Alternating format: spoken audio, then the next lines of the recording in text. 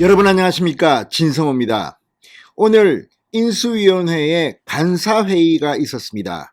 윤석열 당선인 김한길, 김병준 위원장도 참석했던 그런 회의입니다. 간사라는 것은 이 각 분과 7개 분과 인수위원들 중에서 상징적인 대표적인 그 협의를 하는, 쉽게 하면 인수위원들 중에서도 상석인 셈입니다. 그 간사들의 회의가 끝나고 윤석열 당선인이 나간 뒤에 있었던 일입니다. 장제원 비서실장이 폭발했습니다. 완전히 열받은 것 같습니다.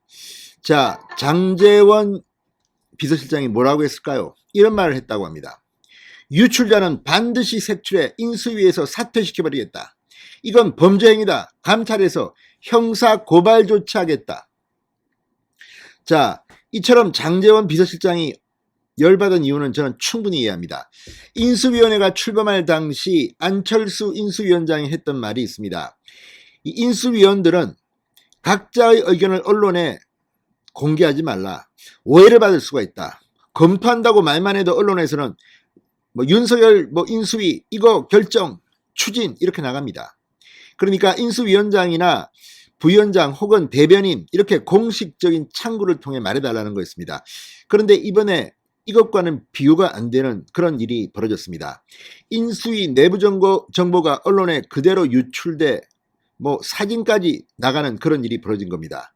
이건 제가 볼 때는 지금 문제입니다. 뭔가 경각심을 불러일으켜야 합니다.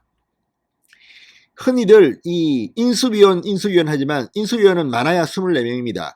그 외에 각 인수위원들과 관련해서는 전문위원, 실무위원들이 있습니다. 그런데 사실은 이 전문위원들이 제가 볼 때는 가장 강합니다. 왜냐하면 이 정부 부처의 국장급 상당히 잘 알고 있는 사람들이 전문위원으로 파견됩니다.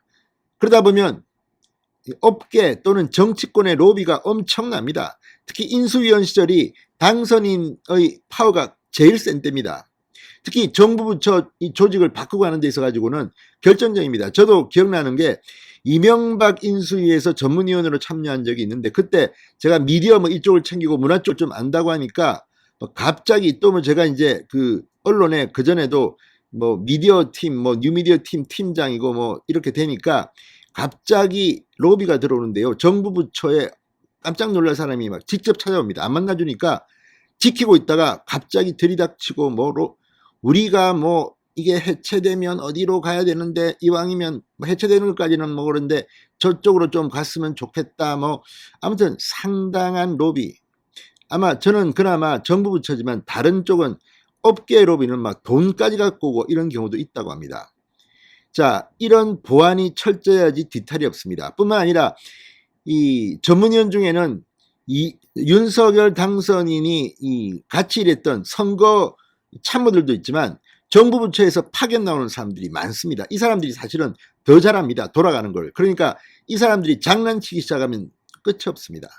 자, 그런데 바로 이 전문위원, 실무위원들의 이 명단이 통째로 언론에 유출된 사건이 터진 겁니다. 자, 장제원 비서실장이 입단속과 군기잡기에 나선 것으로 보입니다. 인수위가 공개하지 않은 명단들입니다. 인수위 내부에서 직접 작성한 파일이나 위원 명단을 촬영한 사진이 언론에 공개되기도 했습니다. 윤 당선인 총괄 보좌역을 맡은 이철규 의원, 장제원 의원과 함께 인수위원들에게 철저한 보안 유지를 당부했다고 합니다. 이건 정말 중요합니다. 별것 아니지만 이런 거를 완장차고 또 내가 말이야 인수위에 들어가 있는데 내가 잘 봐줄게. 자, 연락 좀 하자. 이런 순간 끝입니다. 지금 안철수 인수위원은 밤에 불이 환하게 켜진 인수위 사무실을 보고 흐뭇하다 이런 말까지 했는데 지금 이렇게 집에도 못 가고 일을 하는데 어떤 정신 나간 사람이 이걸 언론에다가 줬는지 찾아내야 됩니다.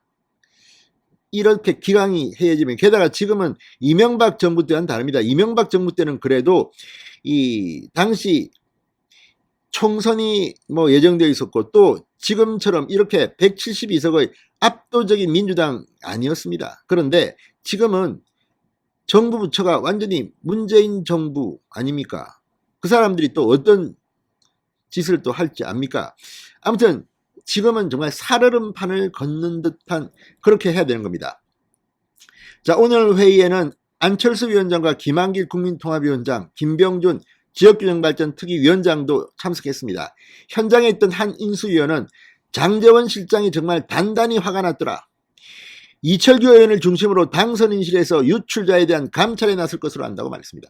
원래 이렇게 들어갈 때 저도 그랬습니다. 핸드폰 이거 통신 조회 이런 거 다 섭니다.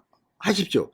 인수위원회에 내가 참여하는 동안 내 핸드폰은 내 핸드폰이 아닙니다. 다 오픈됩니다. 이렇게 다 씁니다.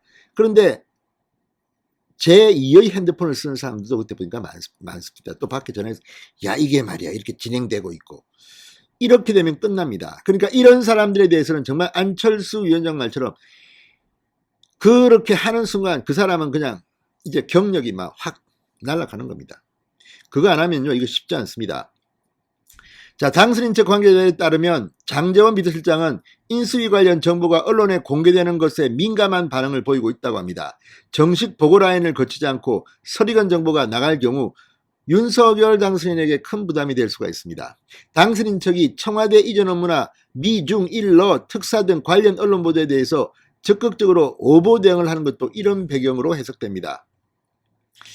자, 장제원 의원 국민의힘 대선 경선 과정에서도 당선인 직보에 대해서 민감하게 반응했다고 합니다. 중구난방의 보고가 대선 후보에게 들어가면 메시지에 혼선이 생긴다는 이유입니다. 자, 인수위원 명단 유출, 이 건 상당히 지금 인수위가 뒤집혔습니다. 인수위 관계자는 위원 명단이 공개되면 정부 부처뿐 아니라 수많은 곳에서 로비가 들어올 수밖에 없다. 유출 사건을 심각하게 생각하는 것도 이런 이유 때문이다. 자, 아무튼 지금 제밥에 관심이 많은 사람, 관심이 더 많은 사람들이 있습니다. 이런 사람들은 그냥 내보내버려야 됩니다. 진성호의 직설이었습니다. 여러분 감사합니다.